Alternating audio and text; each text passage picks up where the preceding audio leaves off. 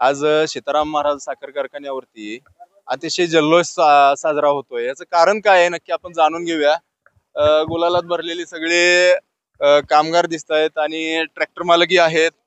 ज्या ट्रॅक्टरचा पहिला नंबर आलाय त्यांचा एक विशेष वेगळाच रुबाब असतोय आणि तो रुबाब काय आहे नक्की आपण जाणून घेणार आहोत। आपल्या बरोबर शिरोबावी आणि दाहिटी येथील वाहन मालक हनुमंत माने आहेत। त्यांचा कितवा सीझन आहे आणि किती टन ऊस झालाय हे विचारणार आहोत। नमस्कार, आपलं पीपीआर न्यूज मध्ये स्वागत आहे।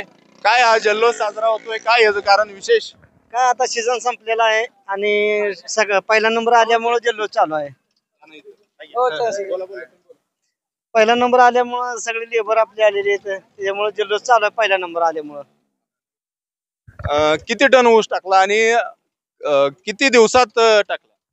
120 दिवसात टोटल आपला 35 टन झालाय आणि इथं 22 टन झालाय एका ट्रॅक्टरचा।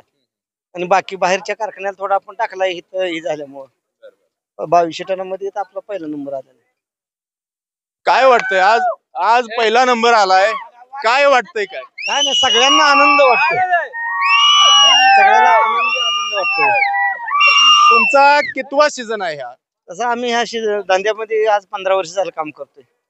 काय याच्यामधले नवीन जुने अनुभव काय, कारखान्याचा अनुभव काय, इथलं व्यवहार काय? सीताराम महाराज साखर कारखान्याचे कारखान्यांचा अभ्यास करता सीताराम कारखान्याचा व्यवहार चांगलं वाटतं, त्याच्यामुळे आता 2-3 वर्ष झालं आम्ही सलग इथंच धंदा करतोय। वेळच्या वेळेला पैसे मिळते, काही अडचण नाही। सरांचा आज वाढदिवस आहे, आज तुमचे कामगार सुद्धा आज खुश आहेत। तर वाहन मालक सगळे आपल्या बरोबर आहेत, कामगारी आहेत, त्यांनाही आनंद झालाय की त्यांनी केलेल्या कामाचं त्यांना आज चीज झाल्याचं वाटतंय। सर्वजण आनंद जल्लोष साजरा करत आहेत। कारखान्यावर ट्रॅक्टर सुद्धा अतिशय सजवलेला आहे। त्यानंतर स्वतः काळुंगे सरांच्या हस्ते वाढदिवस आहे आणि त्यांच्या हस्ते ट्रॅक्टरची पूजा सुद्धा साजरी होणार आहे। स्वतः ठिकाणी पूजा करण्यासाठी आलेले आहेत काट्यावरती ट्रॅक्टरची, तसेच काट्याची पूजन करून सांगता समारंभ हा होणार आहे। अतिशय जल्लोषात दिमागदार असा कार्यक्रम आपण पाहतोय। आज प्रत्येकाच्या चेहऱ्यावरती आनंद दिसतोय, कारण प्रत्येकाला वाटतंय की आपण केलेल्या कामाचा आज चीज झालंय। कामगार, इथले कर्मचारी, स्टाफ पूर्णपणे खुश आहे। सीताराम महाराज व पंढरीच्या पांडुरंग रुक्मिणी माता तसेच मंगळवेढेच्या दामाजींच्या चरणी प्रार्थना करतो।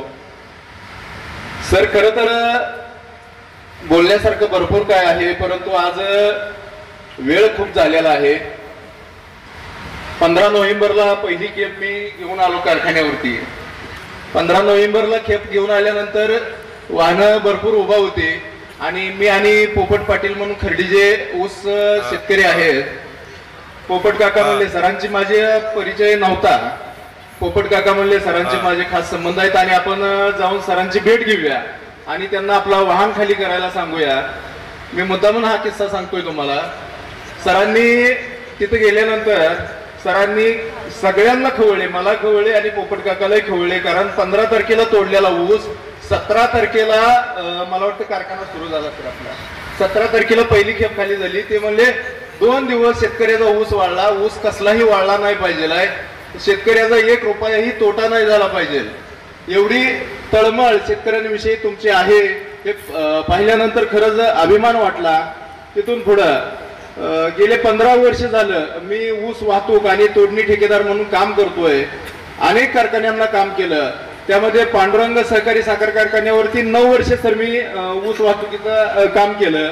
तर त्यानंतर सिद्धनाथ साखर कारखाना असेल, केनेग्रो असेल, इथला विठ्ठल सहकारी असेल, अनेक कारखान्यावरती काम केलं। परंतु इथं जी वाहन मालक, तोडणी ठेकेदार आणि ड्रायव्हर लोक या सगळ्यांना जे तुम्ही सन्मानित केलं, असं कोणत्याही कारखान्यावर सन्मानित केलं नाही। कारण तुम्ही नस ओळखलेली आहे की वाहतूक ठेकेदार आणि तोडणी ठेकेदार, तुमचा शेती विभाग हा कारखान्याचा कणा आहे। तो कणा मजबूत असेल तर कारखाना निश्चितपणे मजबूत चालेल, यामध्ये शंका नाही। सर, तुमच्या कार्यकर्तृत्वानं तुम्ही पेशाने शिक्षक होता, परंतु कशा पद्धतीने तुम्ही कारखानदारीकडे वळाला आणि कशी कारखानदारी उभा केली हे तुम्ही थोडक्या वेळामध्ये सांगितलं। आज धनश्री परिवाराच्या माध्यमातून तुम्ही अनेक तरुण शेतकऱ्यांना युवा उद्योजकांना रोजगार उपलब्ध करून दिला। इथं खर्डीसारख्या तीर्थक्षेत्राच्या ठिकाणी जो बंद पडलेला कारखाना होता तो आज तुम्ही नावारूपाला आणला। खर्डीचं नाव सर तुमच्यामुळं आज महाराष्ट्राच्या नव्हे तर भारत देशाच्या नकाशामध्ये गाजलेला आहे। त्यामुळे तुमचा आम्हाला सार्थ अभिमान आहे। जे कुणीही करून दाखवलं नाही ते तुम्ही करून दाखवलं आणि तुमचे संस्कार अतिशय चांगले आहेत। आज राजलक्ष्मीताई आहेत ज्यांच्या नावामध्ये राज आहे आणि हातामध्ये लक्ष्मी आहे, अशा राजलक्ष्मीताई आहेत। त्यांच्याकडे साधा कोणतंही काम घेतलं, मॅडम आपल्याला असं करायचं आहे, त्यांनी पैशाचा कधीही विचार केला नाही। त्या गरजवंताचं प्रत्येक गरज त्यांनी भागवली आणि खर्डीसारख्या ठिकाणी आणि वेगवेगळ्या ठिकाणी जिथं अडचण आहे तिथं मॅडमनी त्यांच्या माध्यमातून मदत केलेली आहे। परवा भैयासाहेबांचा वाढदिवस साजरा झाला, त्यामध्ये खर्डी या ठिकाणी त्यांनी अतिशय चांगले उपक्रम घेतले। त्यानंतर भैयासाहेब तुमच्या वाढदिवसानिमित्त समाधान हिलाल म्हणून खर्डीचा एक नाभिक समाजाचा तरुण आहे आणि त्याच्या मुलाला कसलंही ऐकायला येत नाही, बोलता येत नाही, मुकबधीर आहे आणि मॅडमची व्हिजिट होते मुकबधीर शाळेवरती। त्यांनी तात्काळ सांगितले या मुलाला किती खर्च येऊ द्या, पुढच्या वाढदिवसाला त्यांनी बोलला पाहिजे आहे।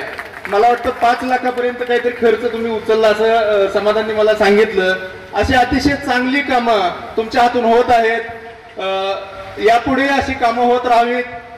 माझं वाहन इकडे लावण्यामागला हेतू आमचे प्रभाकर चव्हाण साहेब त्यांचे आणि आमचे मिळून वाहनं गेले 15 वर्ष झालं आम्ही काम करतोय, परंतु सीताराम महाराज साखर कारखान्यावरती आम्ही कधीही आलो नाही। यावर्षी पहिला सीझन आहे आणि मला असं वाटतंय की 15 सीझन नाही झाले, माझा हा पहिला सीझन झाला आहे।